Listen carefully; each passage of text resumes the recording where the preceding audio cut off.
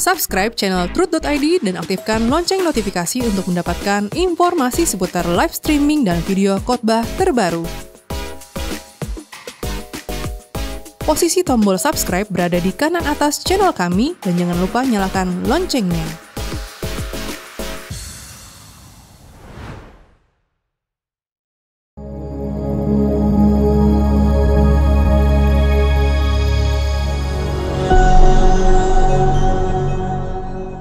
Shalom Reward Church. Kembali lagi kita dalam ibadah tengah minggu kita. Mari kita siapkan hati kita. Kita mau datang di hadirat Tuhan. Bapa, kami bersyukur buat kesempatan yang Kau berikan bagi kami. Kami boleh melalui hari-hari kami bersama dengan Engkau. Terima kasih Tuhan. Hanya dalam nama Tuhan Yesus kami bersyukur dan berdoa. Amin. Semua yang menyenangkan hatimu, semua yang memuaskan hatimu, ku mau lakukan segenap hati di sisa umur hidupku kini. Telah banyak waktu yang sia-sia, tak ku lakukan kehendak Bapa. Sekarang saatnya ku tunda membuktikan cintaku dengan nyata. Kerinduanku sebelum akhir hidupku melakukan yang Bapa ingini. Segenap hidupku sebagai persembahan yang berkenan di hadapan Bapa. Kerinduanku sebelum akhir hidupku melakukan yang Bapa ingini. Segenap hidupku sebagai persembahan yang berkenan di hadapan Tuhan. Kembali katakan, telah banyak waktu yang sia-sia, tak ku lakukan kehendak Bapa. Sekarang saatnya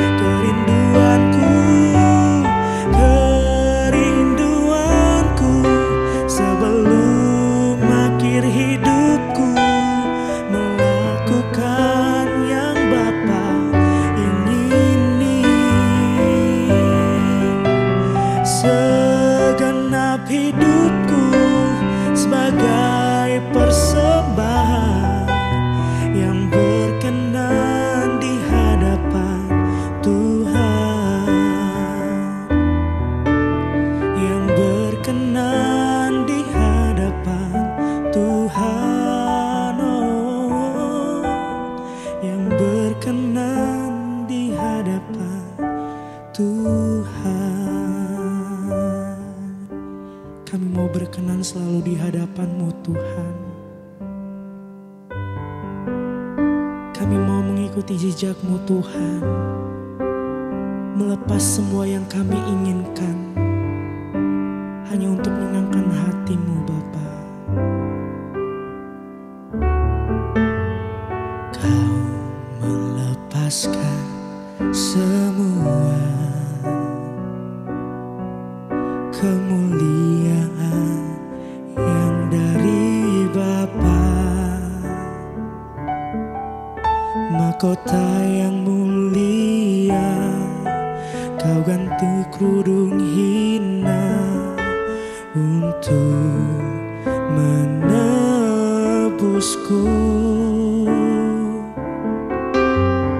Tiada kasih seperti-Mu demi membela hidup kekalku. Darah-Mu membayarku agar jadi milik-Mu, membebaskan aku. Dengan apa akan ku balas kemurahan yang tiada batas? Sepatutnya segenap hidup bagimu, semuanya, semuanya. Jalan hidupku ke depan hanya melayani-Mu Tuhan. Seharusnya tiada yang kusisakan, segalanya, segalanya bagi kerajaan-Mu. Tiada kasih yang seperti-Mu Tuhan, tiada kasih seperti-Mu demi membela hidup kekalku. Darah-Mu membayarku agar jadi milik-Mu, membebaskan aku. Dengan apa akan ku balas kemurahan yang tiada batas? Sepatutnya segenap hidup bagimu, semuanya, semuanya. Jalan hidupku ke depan hanya melayani-Mu Tuhan. Seharusnya tiada yang kusisakan, segalanya, segalanya bagi kerajaan-Mu. Dengan tulus katakan, dengan apa kan ku balas kemurahan yang tiada batas? Sepatutnya segenap hidup bagimu, semuanya, semuanya. Jalan hidupku ke depan hanya melayani-Mu Tuhan. Seharusnya tiada yang kusisakan, segalanya, segalanya bagi kerajaan-Mu. Segalanya, segalanya bagi kerajaan-Mu.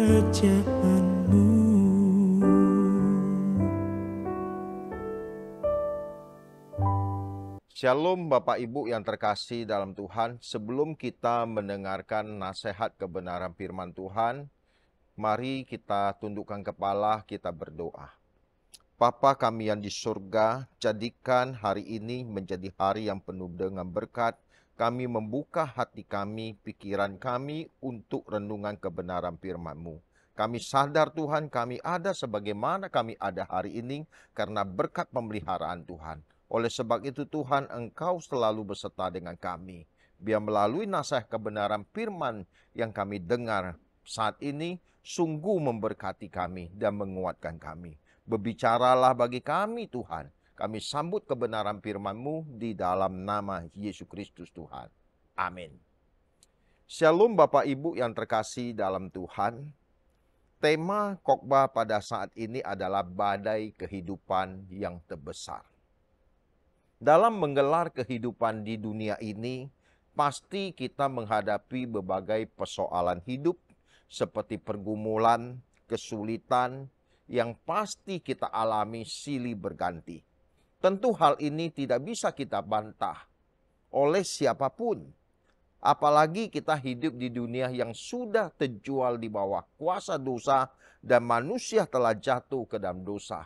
Sehingga bumi ini penuh dengan onak dan duri. Bumi tidak lagi memberikan pengharapan yang lebih baik. Justru kecenderungannya akan semakin jahat dan menuju kepada kehancuran. Hal ini sesuai apa yang telah dinubuatkan di dalam 1 Yohanes 2 ayat 15 sampai ayat yang ke-17. Saya akan bacakan 1 Yohanes 2 ayat 15 sampai 17. Janganlah kamu mengasihi dunia dan apa yang ada di dalamnya. Jikalau orang mengasihi dunia, maka kasih akan Bapa tidak ada di dalam orang itu. Semua yang ada dalam dunia, yaitu keinginan daging dan keinginan mata serta keangkuhan hidup, bukanlah berasal dari Bapa, melainkan dari dunia. Ayat 17, dan dunia ini sedang lenyap dengan segala keinginannya. Tetapi orang yang melakukan kehendak Allah tetap hidup selama-lamanya. Kalau bumi yang kita huni ini, seperti yang telah dinubuatkan oleh Alkitab, akan berlalu dan akan lenyap suatu hari kelak. Sudah saatnya kita membangun pengharapan hidup kita, bukan lagi kepada kiblat apa yang ada di dunia ini, tetapi kita membangun pengharapan bersama dengan Kristus di langit baru dan bumi yang baru, yang menjadi tujuan perjalanan kita. Nanti di langit baru dan bumi yang baru tidak ada lagi air mata, duka cita, sakit penyakit, bahkan kematian. Ingat, inilah yang menjadi muara dan tujuan perjalanan kita, kerajaan Bapa di surga, bukan dunia dengan segala kesenangannya. Sebab bumi ini suatu hari akan berlalu. Membangun pengharapan ini akan membuat kita menjadi kokoh dan kuat di dalam menjalani hari-hari hidup. Walaupun tantangan, walaupun pergumulan, walaupun badai yang kita hadapi silih berganti. Tetapi disinilah kita sadar pengharapan kita, yaitu kerajaan Bapa, langit baru dan bumi yang baru. Berbagai badai kehidupan yang bisa menghampiri kita. Seperti seseorang kehilangan harta, ketika terjadi gempa bumi yang dahsyat, bagaimana harta kekayaannya bisa sirna dalam sekejap. Begitu juga badai kehidupan yang kedua, orang bisa kehilangan tata ketika seseorang bisa dikhianati oleh sahabatnya, oleh koleganya. Hal inilah yang tidak bisa kita hindari. Belum lagi orang mengalami kebangkrutan ketika dia ditipu oleh saudaranya, sahabatnya, atau rekan bisnisnya. Kemungkinan-kemungkinan ini sering kita dengar dan kita baca. Tidak sedikit orang yang membangun bisnisnya berpuluh-puluh tahun, tetapi karena satu lain hal mengalami kebangkrutan. Ini adalah badai-badai kehidupan yang kita alami di dunia ini. Badai yang keempat, seseorang yang tadinya kuat, sehat, kemudian jatuh sakit. karena mengalami epidemi penyakit maupun kena penyakit kanker, diabetes dan seterusnya. Inilah hal yang bisa terjadi dialami oleh setiap kita. Sebab sakit penyakit tidak memandang bulu. Oleh sebab itu kita harus menjaga kesehatan diri kita di hadapan Tuhan yang menjadi tanggung jawab kita.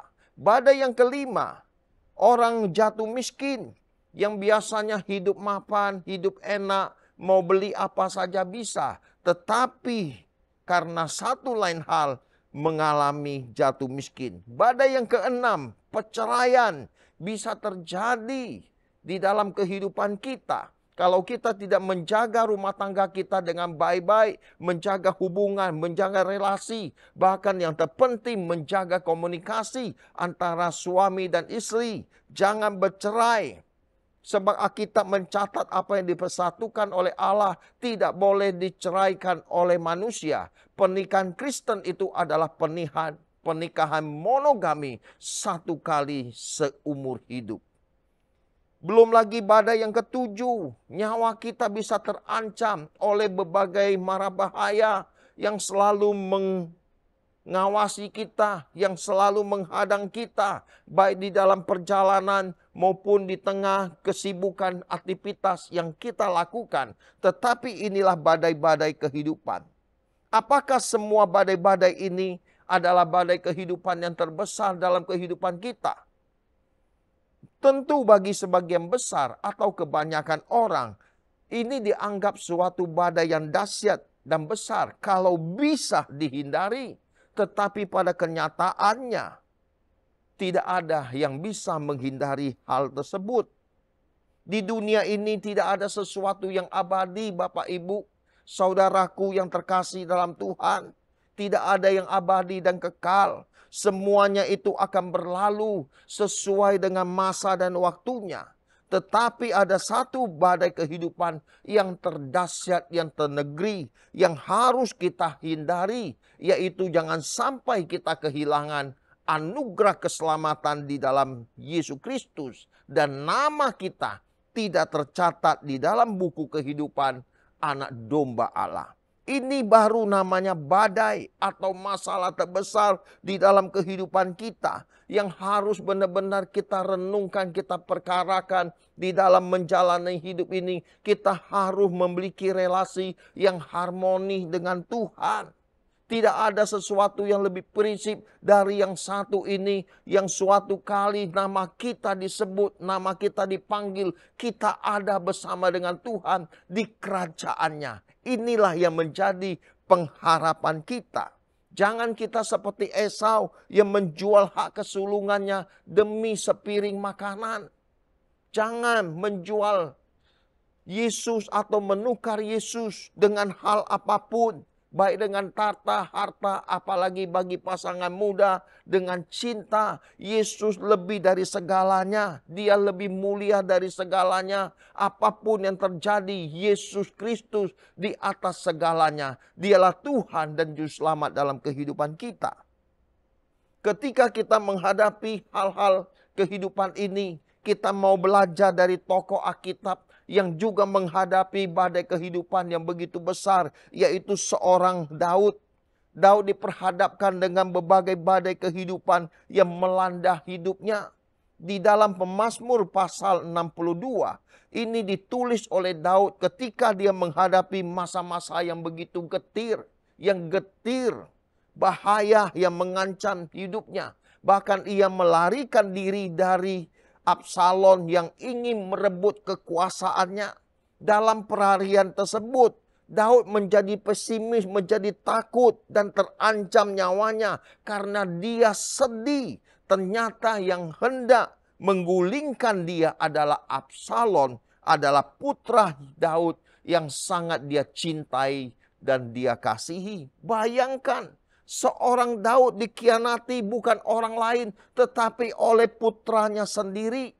Tetapi di tengah hal demikian, Daud membangun pengharapannya kepada Allah.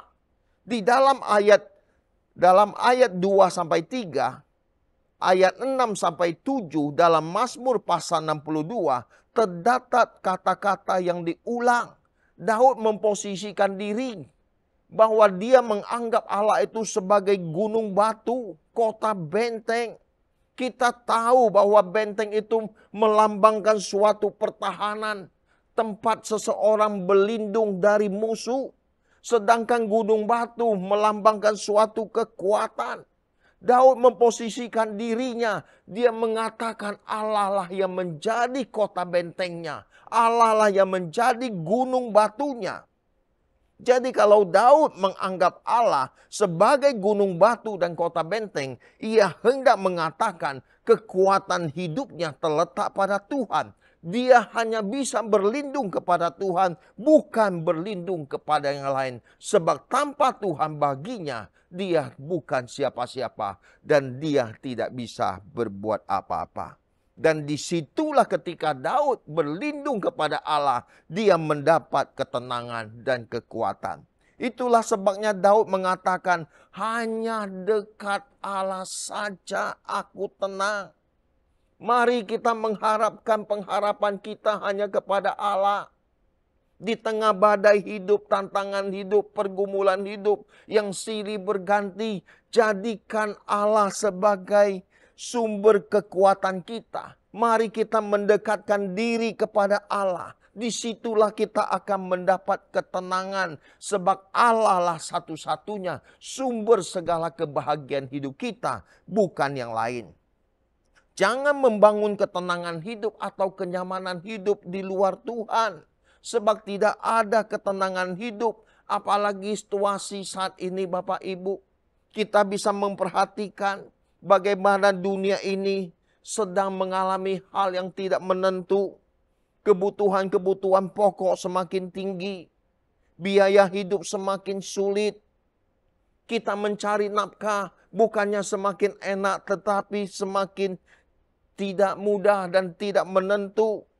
Tetapi di saat-saat seperti inilah kita diajar untuk mendekatkan diri kepada Allah yang menjadi sumber kekuatan, sumber pengharapan, tempat pelindungan. Karena Allah lah yang sanggup menolong dan menjagai kita dalam segala situasi kondisi yang sedang kita hadapi. Bagaimana kita bisa menjadi tenang di tengah badai kehidupan? Daud belajar. Dia membangun pengharapannya kepada Allah, bukan kepada yang lain. Dia percaya Allah yang memegang kendali hidupnya. Tidak ada sesuatu yang terjadi di luar kontrol Allah yang sempurna. Sebab kita percaya jika sesuatu Tuhan izinkan terjadi, di situ Tuhan turut bekerja untuk mendatangkan kebaikan bagi orang yang mengasihinya. Daud mengalami pergumulan yang berat. Dia dikejar oleh anaknya sendiri. Absalom ini ingin membunuhnya. Tetapi dia membangun pengharapan hidupnya kepada Allah. Bahwa Allah lah satu-satunya yang memegang kendali kehidupannya. Apa yang menjadi masalah kehidupan kita hari ini? Mari kita berharap kepada Tuhan. Kita menaruh percaya kepada Tuhan. Jangan kita menjadi takut, menjadi kecut dan tawa hati. Tetapi kuatkan dirimu. Sebab pencobaan-pencobaan yang kamu alami adalah pencobaan biasa. Yang tidak melebihi kekuatan manusia. 1 Korintus 10 ayat 13. Sebab pada waktu kita dicobai Allah itu setia. Karena itu ia tidak akan membiarkan kamu dicobai melampaui kekuatanmu. Pada waktu kamu dicobai, ia akan memberikan jalan keluar sehingga kamu dapat menanggungnya. Kesulitan yang kita alami, kita percaya tidak melebihi kekuatan manusia. Kita percaya ada Allah yang menopang, yang beserta dengan kita. Mari kita belajar berjalan dengan iman, bukan dengan penglihatan. Persoalan boleh datang dalam hidup kita, tetapi pastikan Immanuel itu beserta dengan kita. Kalau Allah beserta dengan kita, siapa yang menjadi lawan kita? Bahkan di dalam Yesaya 41 ayat 10 dikatakan, janganlah takut sebab aku menyertai engkau. Janganlah bimbang sebab aku ini Allah-Mu. Aku akan meneguhkan bahkan menolong engkau. Aku akan memegang engkau dengan tangan kananku yang akan membawa kemenangan. Mari kita percaya bahwa Tuhanlah sumber segala kekuatan kita. Jangan takut. Hal yang kedua, apa yang dilakukan oleh Daud ketika menghadapi badai kehidupan. Dia menjadikan Tuhan itu tempat perlindungan. Perlindungan Daud itu bukan pada siapa-siapa. Walaupun dia sudah ditabiskan menjadi seorang raja oleh Samuel. Tetapi dia sadar pengharapan hidupnya, perlindungan hidupnya hanyalah pada Tuhan.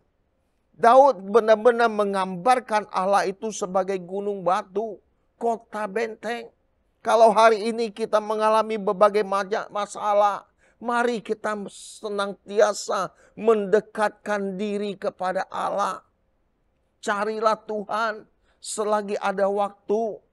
Carilah Tuhan dan berpekaralah dengan Tuhan. Tidak ada sesuatu yang terjadi kita percaya di luar kontrol Tuhan yang sempurna.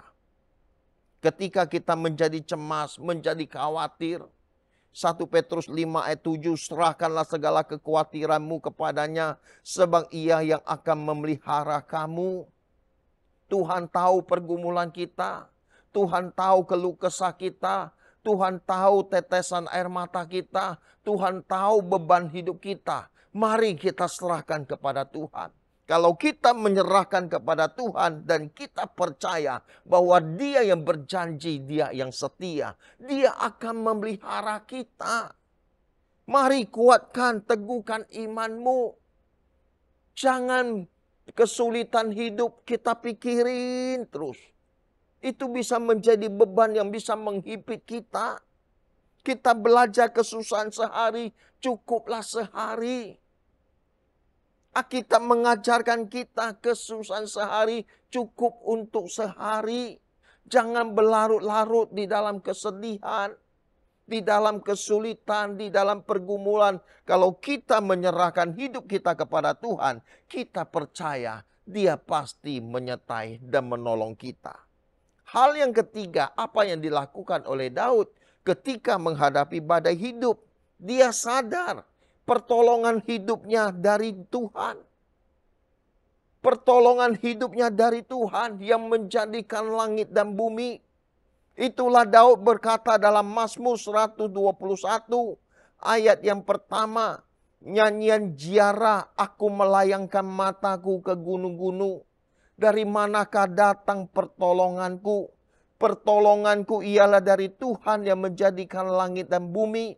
Ia tidak akan membiarkan kakimu goyah dan penjagamu tidak akan lelap. Sesungguhnya tidak terlelap dan tidak tertidur penjaga Israel. Bayangkan Daud menggambarkan bahwa segala sumber pertolongan hidup kita hanyalah Tuhan yang menjadikan langit dan bumi. Kalau kita sungguh-sungguh mempercayai bahwa Tuhan yang memegang kendali dalam hidup kita, kita percaya Dia tempat perlindungan kita, Dia menjadi tempat pertolongan kita, maka apapun yang terjadi akan membuat kita menjadi kokoh. Satu hal yang harus kita sadari bahwa semua yang terjadi pasti dalam kontrol Tuhan yang sempurna. Tidak ada sesuatu yang Tuhan izinkan terjadi di luar dari kehendaknya.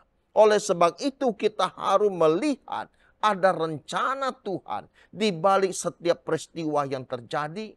Kita sadar bahwa penjaga Israel itu tidak pernah terlelap dan tidak pernah tertidur. Dia akan mengawasi jalan hidup kita. Dia akan menjauhkan kita dari segala mara bahaya. Kita bersyukur Allah senantiasa menyertai kita. 1 hari 24 jam. 1 minggu 7 hari. 7 hari. Seminggu. Tuhan selalu beserta kita dimanapun kita berada. Kalau Daud di tengah badai hidupnya, dia mengandalkan Tuhan. Dia mencari Tuhan. Dia menjadikan Tuhan sebagai sumber kehidupan. Biarlah pengalaman Daud ini menjadi pengalaman yang harus kita belajar. Seperti yang ditulis dalam Mazmur 62 ini. Ia merasakan ketenangan. Ia menanti-nantikan pertolongan Tuhan. Walaupun badai hidup yang begitu berat. Tetapi disitulah Daud pada akhirnya mendapat pertolongan Tuhan. Dia diluputkan dari anaknya yang mengejarnya. Dan singkat dari perjalanan ini, Daud diangkat menjadi raja, memerintah Israel. Kita begitu melihat karya Tuhan yang begitu besar dalam kehidupan kita. Kalau Daud Tuhan tolong, demikian juga Tuhan pasti menolong kita. Oleh sebab itu, mari kita menjaga kehidupan kita yang Tuhan berikan kepada kita untuk menggores hidup selalu dalam perkenanan Tuhan.